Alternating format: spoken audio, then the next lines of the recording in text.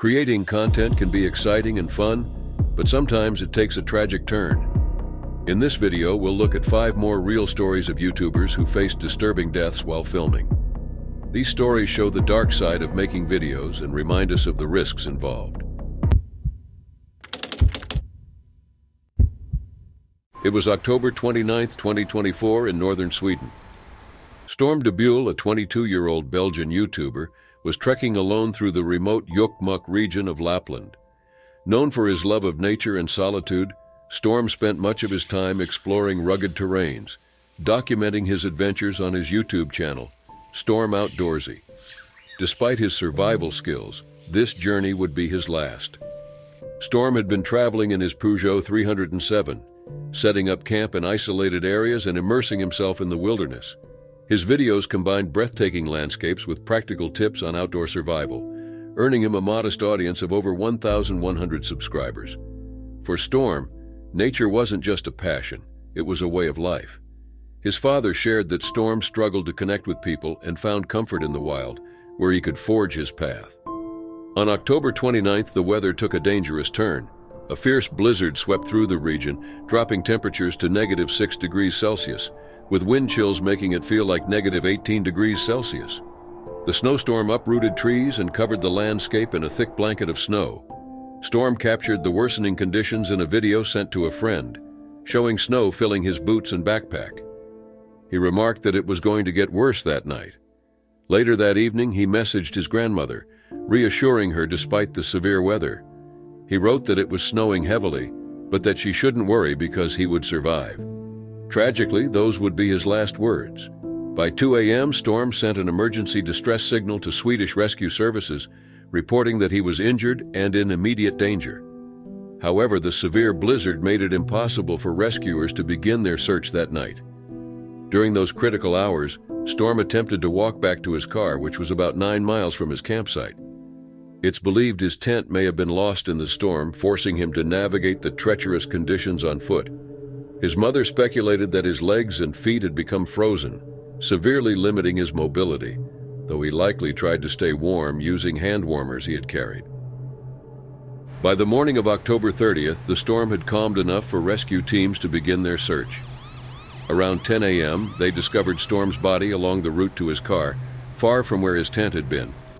His backpack was nearly empty, holding only a sleeping bag and toothbrush. The signs on Storm's body told a story of his desperate struggle against the elements. A broken nose suggested he had fallen during the night.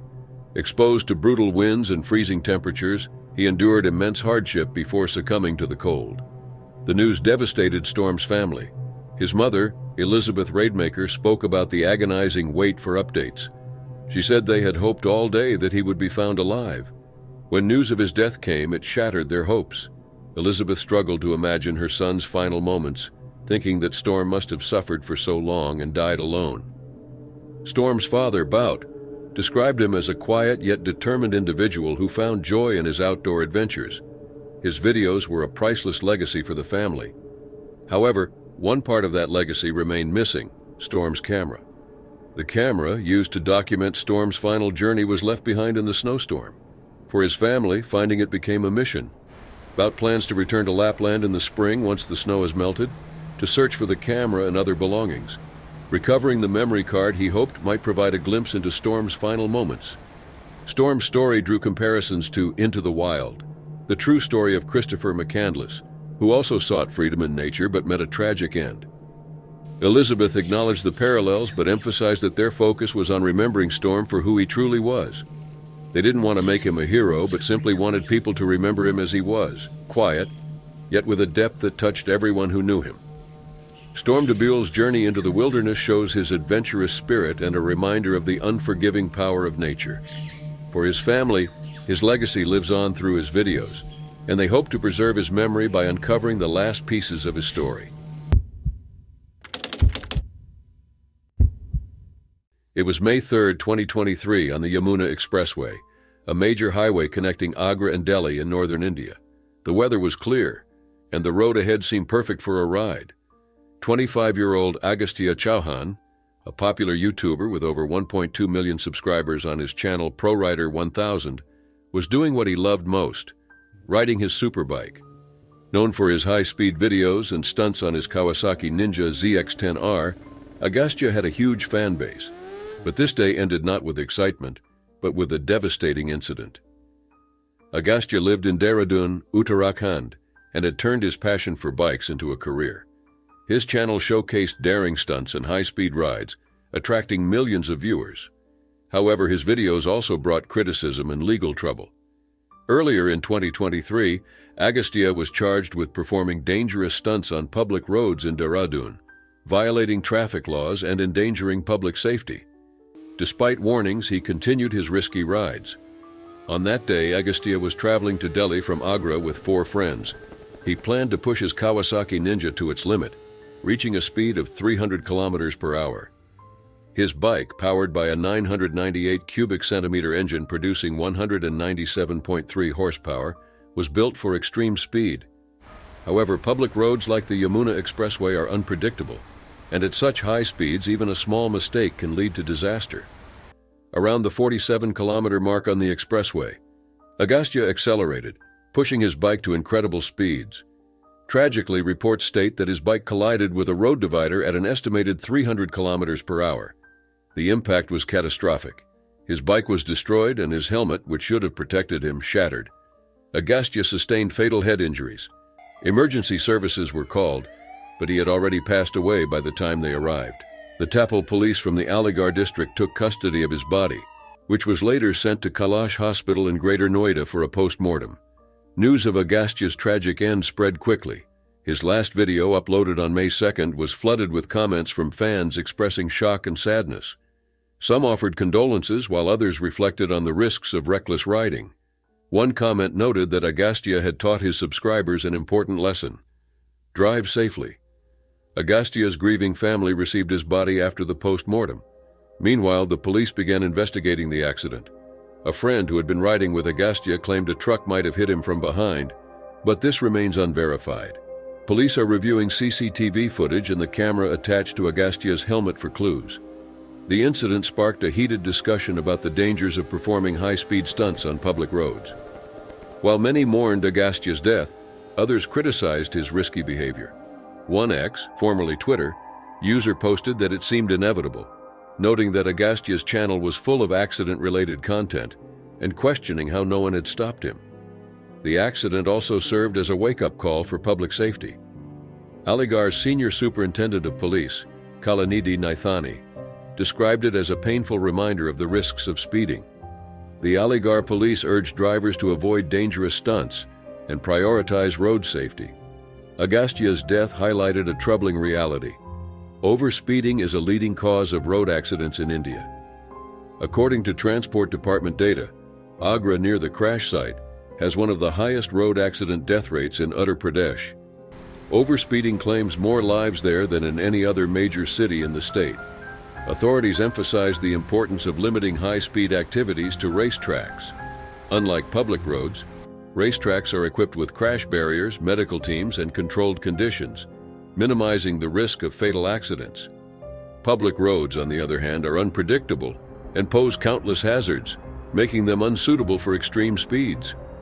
Agastya Chauhan's story is a reminder of the risks that come with pushing limits on the wrong stage. His passion and talent captivated millions, but his loss underscores the importance of responsibility and safety.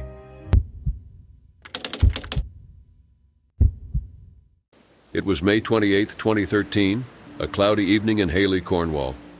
Jacob Cockle, a 28-year-old photographer known for his daring stunts, stood at the edge of Carnsoo Pool in the Haley estuary.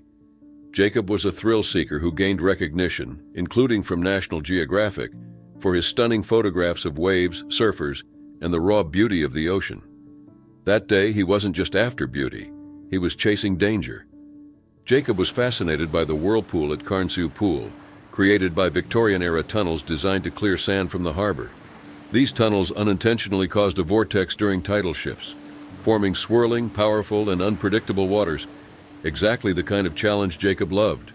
Equipped with a GoPro camera on an 8-foot pole for underwater shots and a plastic horse's head for humor, Jacob prepared for his stunt. His friend, 70-year-old artist David Rain, was on shore to record the event. Despite warning signs against swimming in the area, Jacob, an experienced surfer and strong swimmer, felt confident. He'd survived a close call in 2008 when a 30-foot wave slammed him into a stone pier, an incident he later recounted with laughter. Around 7:30 p.m., Jacob entered the water wearing the horse's head, swimming toward the vortex. Rain filmed as Jacob was spun around by the whirlpool, waving and laughing. The footage was striking, but the risk was evident. Jacob briefly exited the water to retrieve his GoPro pole, determined to capture underwater shots of the vortex.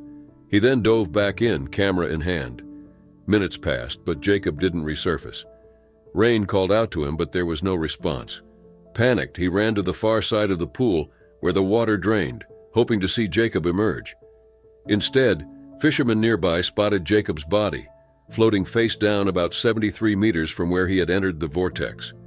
Rain and the fishermen pulled him to shore. A passerby attempted CPR until emergency crews arrived, and Jacob was airlifted to the Royal Cornwall Hospital in Truro. Tragically, it was too late. He was pronounced dead, with the coroner confirming drowning as the cause.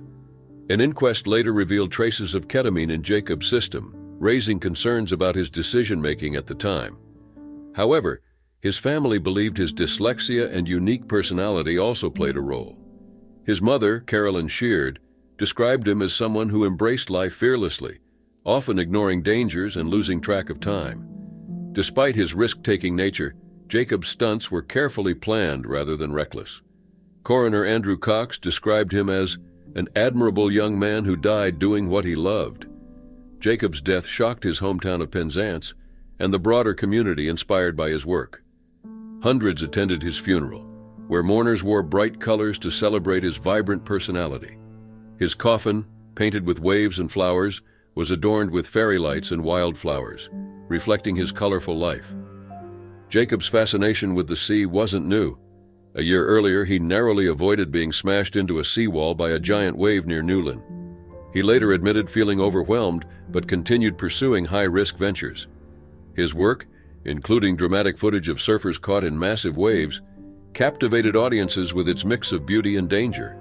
However, his passion for pushing boundaries ultimately led to his tragic end. Carnsou Pool's whirlpool, created by a 12-meter sluice tunnel, is a rare but hazardous phenomenon. The vortex can pull a person under and drag them through the tunnel with incredible force. Authorities have since reinforced warnings to avoid such risks. Detective Constable Damian Ailing emphasized that there were warnings in place where the incident occurred. He advised people to stay away from whirlpools, as the weight of the water and the depth were unpredictable.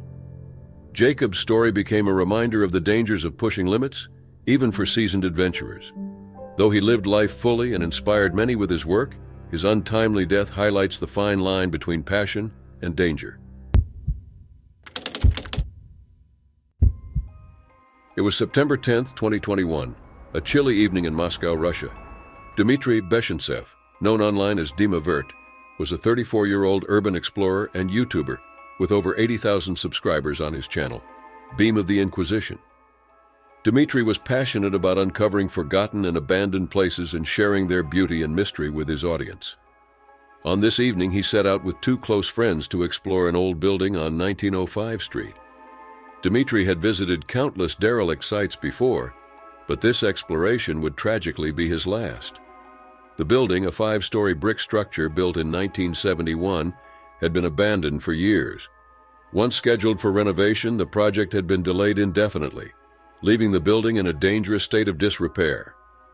Adjacent to the building was a disused tram depot that had been converted into a bus depot. Despite its condition, Dmitry and his friends planned to climb to the rooftop to capture breathtaking views of Moscow's skyline and create content for his channel. As the trio approached the building, they carefully navigated its crumbling exterior. Inside, the staircases were partially collapsed, and debris littered the halls. They found a rusting fire escape ladder that seemed like their best option for reaching the roof. Dmitry's friends went first, climbing cautiously to avoid any unstable sections. Dmitry followed with his camera securely strapped to him, ready to document their adventure. Climbing was nothing new to Dmitry. He had scaled numerous unstable structures throughout his urban exploration career. But as he began his ascent, the fire escape ladder creaked ominously under his weight. Suddenly, the metal rungs gave way. Dimitri's friends, still on the roof, turned in time to see him fall 5 stories to the ground. The impact was devastating. Dimitri sustained critical injuries and passed away instantly. His friends, shocked and helpless, hurried down as quickly as possible, but could do nothing to save him. The scene was heart-wrenching. Dimitri, who had spent years pursuing his passion for uncovering the forgotten corners of the world, had lost his life in the process. Emergency responders arrived shortly after, but it was too late. Authorities cordoned off the area, and reports of the incident were filed, though it remains unclear if an official investigation was ever conducted into the building's safety. News of Dimitri's passing deeply affected his online community. Fans flooded his channel with messages of grief and admiration. Commenters expressed their sorrow, with one stating that Dimitri would always be remembered for showing the beauty in forgotten places, while another remarked that his spirit would live on in his work. For many, Dimitri's videos were more than just thrilling explorations. They offered a glimpse into forgotten history and a chance to appreciate the fragile beauty of abandoned spaces. One of his last videos, where he navigated Moscow's underground tunnels in a small boat, stands as a powerful tribute to his adventurous spirit. Dimitri's story shows the risks involved in urban exploration. While these abandoned sites hold an undeniable appeal, they are often structurally unsound, with unstable floors, crumbling walls, and rusted supports. Even experienced explorers like Dimitri are not immune to these hazards. Urban exploration offers a mix of history, adventure, and mystery, drawing people to places long forgotten. However, it also demands caution and respect for the potential dangers. Dimitri's death is a tragic reminder of how quickly things can go wrong, even for those who are experienced. Through his videos, Dimitri inspired thousands to see beauty and decay and history in the ruins. His legacy lives on through his work, reminding viewers of the balance between adventure and safety. It was September 26, 2024, in Hillcrest, KwaZulu-Natal, South Africa. Graham Dingo Dinkelman, a 44-year-old wildlife conservationist, often called South Africa's Steve Irwin, was working in his snake room. Dingo was widely known for his passion for reptiles and his efforts to educate people about wildlife through his YouTube channel and conservation work. On this day, however, tragedy struck during what should have been a routine task. While cleaning the snake room at his family's home, Dingo was bitten by an eastern green mamba, one of the most venomous snakes in Africa.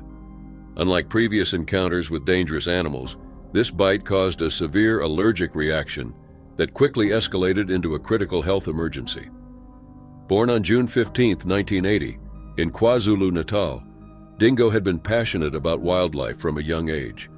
His love for animals grew during his time at Maritzburg College and later through his work with the Natal Parks Board. Over the years, his fascination with reptiles turned into a lifelong mission. He started by rescuing and rehabilitating animals at home and eventually founded Dingo's Farm and Reptile Park in 2021. This sanctuary allowed visitors to interact with wildlife while promoting conservation and education. Dingo's personal life was deeply intertwined with his professional pursuits. He and his wife, Kirsty, shared a love for wildlife and worked together on their conservation efforts. They had 3 children, Taylor, 14, Maddie, 12, and Rex, 9. The entire family often appeared in his YouTube videos, showcasing their shared passion for animals and connecting with viewers worldwide. Dingo's work was driven by his motto, educate, inspire, protect. His dynamic personality and fearless approach to handling dangerous animals attracted over 100,000 YouTube subscribers and 650,000 Instagram followers. Whether interacting with a deadly black mamba or feeding their pet giraffe, Elliot, Dingo's enthusiasm was contagious. However, the bite from the green mamba proved catastrophic. Due to his allergy to snake venom, the reaction was immediate and severe. Kirsty later shared on social media that Dingo had been bitten by a venomous snake, causing a severe allergic reaction that sent him into a critical state. Dingo was rushed to the hospital, where doctors placed him on a ventilator and induced a coma to stabilize his condition. Despite the medical team's relentless efforts, the venom caused significant complications. For a month, Dingo fought for his life in the intensive care unit. Under heavy sedation, his body struggled to recover. Kirsty and their children visited him daily, cherishing the moments they could be by his side. Fans and supporters from around the world sent messages of encouragement and prayers, hoping for his recovery. Kirsty provided regular updates, expressing gratitude for the overwhelming support. But the situation remained grim. Despite the doctor's best efforts, Dingo's condition did not improve. On October 28, 2024, 1 month after the bite, Dingo passed away peacefully, surrounded by his loved ones. In a heartfelt statement, Kirsty shared that Dingo had fought incredibly hard, but despite his resilience, he had passed away peacefully that day. Tributes poured in from fans, friends, and fellow conservationists who remembered Dingo as a fearless and compassionate individual dedicated to wildlife. One fan shared how Dingo had inspired them to overcome their fear of snakes, highlighting his unmatched passion and kindness. Many noted how his efforts had changed the way people viewed animals, encouraging them to value and protect wildlife. Dingo's impact on conservation extended far beyond his online presence. From dehorning rhinos to collaring elephants, his hands-on efforts contributed significantly to protecting endangered species. His purpose in life had been to help people connect with animals and appreciate their importance. Though his professional achievements were remarkable, Dingo's greatest joy was his family. Kirsty shared how their decision to homeschool their children allowed them to travel and experience incredible wildlife adventures together, such as working with wild lions. These experiences created lasting memories and strengthened their bond as a family. Graham "Dingo" Dinkelman's legacy will continue to inspire future generations to respect and protect wildlife. He will always be remembered for his courage, passion, and dedication to animals and the people who care for them.